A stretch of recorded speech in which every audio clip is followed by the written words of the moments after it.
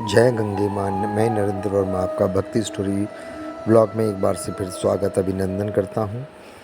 दोस्तों, गर्मी बहुत पड़ रही पूरे भारतवर्ष में और आपको पता है इस वक्त हमारी पृथ्वी पर नदियों का कितना बड़ा महत्व और बढ़ जाता है।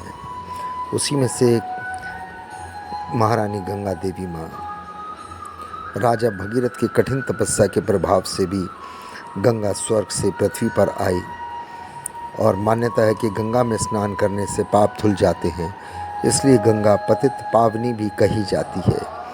लेकिन हो सकता है कि कुछ वर्षों में गंगा पृथ्वी से वापस स्वर्ग की ओर चली जाए।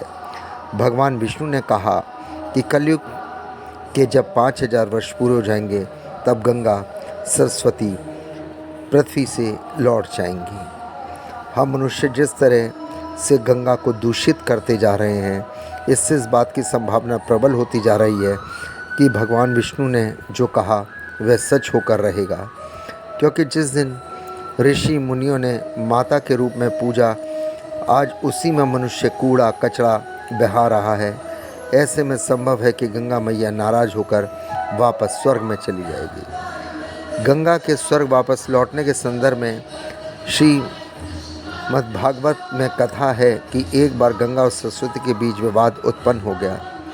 बीज बचाव के लिए लक्ष्मी आई तो सरस्वती ने लक्ष्मी को वृक्ष और नदी के रूप में पृथ्वी पर पापियों का पाप स्वीकार करने का श्राप दे दिया। इसके बाद गंगा और सरस्वती ने एक दूसरे को नदी के रूप में पृथ्वी लोक पर रहने का श्राप दे दिया। श्राप के फलस्वरूप लक्ष्मी पद्मा नदी के रूप में पृथ्वी पर आई।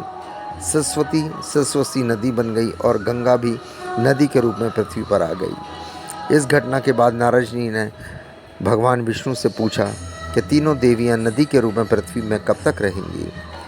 इसके उत्तर में भगवान विष्णु ने नारद से कहा कि जब कलयुग के 5000 वर्ष पूरे हो जाएंगे तो तीनों देवियां वापस स्वर्ग में लौट आएंगी। कलयुग के 5013 वर्ष हो चुके हैं। पद्मा और सरस्वती नदी पृथ्वी से लोप हो चुकी हैं, अब सिर्फ गंगा ही बची है। भगवान विष्णु ने यह भी कहा कि 3 देवियों के साथ वृंदावन और काशी को छोड़कर सभी तीर्थ पृथ्वी को त्याग कर कलयुग के जब 10,000 वर्ष पूरे हो जाएंगे तो शालिग्राम, शिव, शक्ति और जगन्नाथ जी ने पृथ्वी का त्याग करके अपने लोक को लौट जाएंगे। इनके साथ संख, साधु, श्राद्ध, कर्म, धर्म, देवताओं की पूजा एवं कीर्तन का भी पृथ्वी से लोप हो जाएगा। तो ये कहानी थी। आशा करता हूँ आपको पसंद आई होगी। प्लीज़ गंगा पे जाएं तो उसको स्वच्छ रखें। ब्लॉग को अधिक से अधिक लाइक करें, सब्सक्राइब करें, शेयर करें, बेल आइकन को प्रेस करें और जब भी आपके आस पड़ोस के लोग जाएं तो गंगा में गंदगी ना फेंकें। जय माँ गंगे, हर हर गंगे।